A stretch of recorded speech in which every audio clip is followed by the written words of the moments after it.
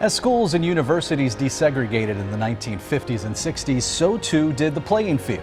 It took a lot of courage and determination for many African Americans to walk onto the field or court during those years. WNCT's KELCI O'Donnell introduces us to one man who not only broke the color barrier here at East Carolina University once, he did so twice.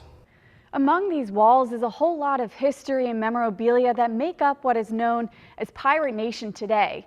In honor of Hidden History Month, we would like to introduce you to someone you may or may not know, the first African-American scholar athlete at East Carolina University. He was laid back, he was a gentleman, he worked hard. Class, and can't say that about everybody. He was definitely class. 1966, a year that changed ECU athletics. I went down to East Carolina and found out that I was the first black athlete to get a scholarship at East Carolina, which was no problem to me, but I'm glad that I was that guy. This is Vince Colbert, the first ever dual sport African-American scholar athlete at ECU. The man who sparked an evolution in East North Carolina of what we know as college athletics today. Well, I played the two sports. I played baseball and basketball. In the mid-60s, being accepted athletically as an African-American was far from easy. Being the only black guy down there, on both squads at the time, I didn't know what to expect.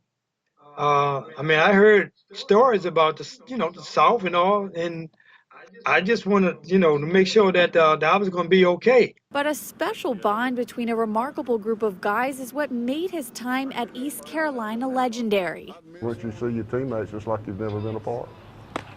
He can throw, and the rest was history. Just a fine man, just meshed in with our ball club. Perfect. Vince began his time at ECU with an unsettled feeling. He knew there were not many other people at the university like himself. Now, let me tell you something. When I was on the road, I heard words that I didn't even know was in the vocabulary. But his athletic ability changed their minds. Pirate Nation was different. My teammates on the basketball team and the baseball team, they assured me that everything was okay. We were all in this together. Vince got respect in Greenville. If you worked, you were respected, and Vince worked and he was respected. Rooster was one of the guys who was in that group that that had confidence in, that would look out after me. And Vince, in our language back then, was a good man. During the 1967 and 1968 baseball seasons, East Carolina soared with success. We won the Southern Conference, we went to the NCAA tournament. So as far as baseball was concerned, things were in pretty good shape. And Vince was a big part of that. I enjoyed those guys, and I enjoyed playing with the basketball guys also. When Vince stepped onto the court and the diamond, acceptance became a requirement. There was no looking back. How does it make you feel to be a part of Pirate history? Well, that's history.